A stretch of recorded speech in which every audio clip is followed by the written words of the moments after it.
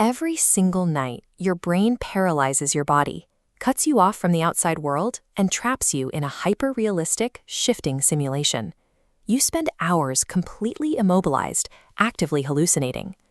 Biologically speaking, this is a terrible survival strategy. Being entirely unresponsive leaves an animal utterly exposed to predators. Natural selection should have eliminated this vulnerability millions of years ago, which means this dangerous physical state must be accomplishing something absolutely essential. Because this nightly vulnerability is so extreme, uncovering exactly what the sleeping brain is trying to achieve has become one of the most intensely debated mysteries in neuroscience. For a long time, the dominant explanation was purely psychological.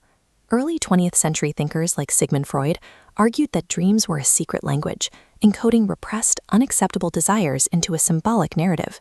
By 1977, neuroscientists proposed the exact opposite. They put forward the activation symphysis hypothesis, arguing that the brainstem simply fires off random electrical signals during sleep, and the cortex desperately attempts to make sense of that static. Under this biological model, the bizarre narratives you experience have zero inherent meaning. They are purely the result of the brain's pattern recognition software trying to stitch random neurological noise into a cohesive story. But large-scale data analysis reveals a massive flaw in the random noise theory. When researchers categorize thousands of dream reports, they find that human dreams are not random at all. They are incredibly consistent and hyper-fixated on a few specific themes. This chart illustrates the emotional distribution of thousands of dream reports. You can see how the data skews heavily toward negative emotions over positive ones. Cross-culturally, people dream overwhelmingly about anxiety, aggression, being chased, and falling.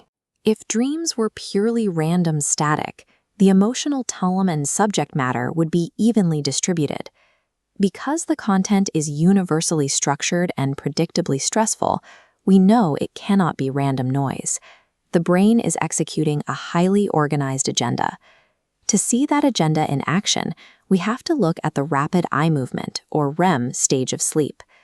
This phase is characterized by fast, wake-like brainwaves, and it requires intense scientific monitoring to decode exactly what the brain is doing. During REM sleep, notice the intense pulsing activity in the limbic system, the brain's emotional center. This region is dialed up to maximum capacity.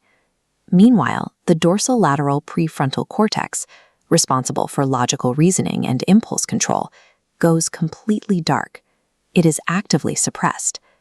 This specific physical hardware state explains the exact texture of a dream. You have intense emotional imagery firing with absolutely zero logical oversight, which is why your dreams feel deeply profound in the moment, yet completely irrational when you wake up.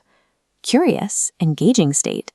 This illogical state functions as a biological multi-tool, allowing the brain to run several critical background maintenance programs at the exact same time. The first program is memory consolidation, or synaptic homeostasis. The brain is physically reorganizing the massive influx of data you acquired during the day, discarding irrelevant details while strengthening the useful associations you'll need tomorrow. While it sorts through that data, the brain is also running a second program, emotional regulation, a process researchers often refer to as overnight therapy.